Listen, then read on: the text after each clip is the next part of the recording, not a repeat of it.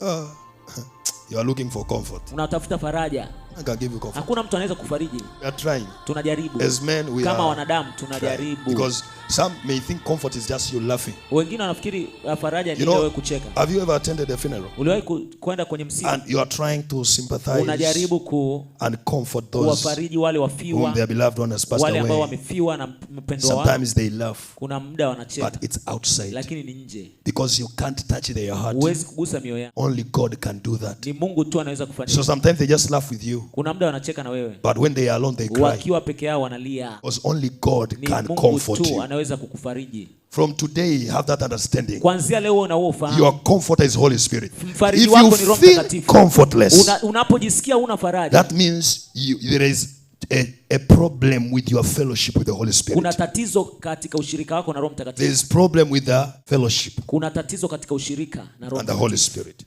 Because Holy Spirit is our comfort. Roho Mtakatifu ni mfariji wetu. When we want to understand about the authority and power, tukitaka tuelewe kuhusu mamlaka na nguvu, you must understand these words. Lazima ujue haya maneno, they work together, yanaenda pamoja, but they are different. Lakini ni tofauti. They carry a different meaning. Yanabeba maana tofauti. Authority mamlaka is different from power. Ni tofauti na nguvu. Though in some Swahili Bible, kwenye Biblia zingine za they have used them like interchangeably. Wameyatumia kwa kubadilishana. But they have different meaning. Lakini yana maana tofauti. There are places in the Bible they have used the word power. Kuna mahali kwenye Biblia wametumia neno nguvu. But it's not power as dunamis. Kama dunamis. There is power, kuna nguvu, which in Greek we call it dunamis. Kwa Kigiriki tunaita dunamis. And there is power, na kuna nguvu, which is exousia. Ambayo inaitwa exousia is authority. Exousia ni mamlaka.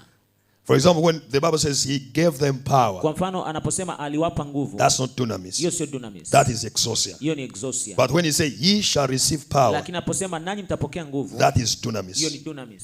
When the Holy Spirit comes upon you. Roho Mtakatifu anapokuja juu yenu. So there is exousia and dunamis. Kuna exousia na dunamis. There is power, kuna nguvu, and authority. Na mamlaka. What is authority? Mamlaka ni nini?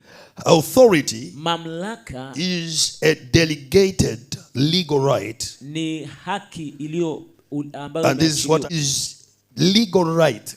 Ni haki. Authority is a permission. Ni ruhusa. Power, nguvu, is the ability. Ni uwezo. The capacity. Ni uwezo. The force. Ni nguvu. It is the ability. Ni uwezo. The force. Na ile so authority, sasa mamlaka, is a legal right. Ni haki ya kisheria. Power, na nguvu, is capacity. Ni uwezo. I wish you understand that very well. Natamani uelewe hiyo vizuri. Authority is what releases mamlaka, the power of God. Ndicho kinachoachilia nguvu ya Mungu. The legal right, haki ya kisheria, is what allows to release the ability. Ndiyo inayoruhusu kuachilia uwezo. So power is operational. Nguvu we say power is operational. Nguvu iko kwenye kiutendaji. But authority, lakini mamlaka, is positional. Iko kwenye nafasi. So power carries operations. Nguvu iko kwenye utendaji. Authority carries positions. Mamlaka inabeba nafasi.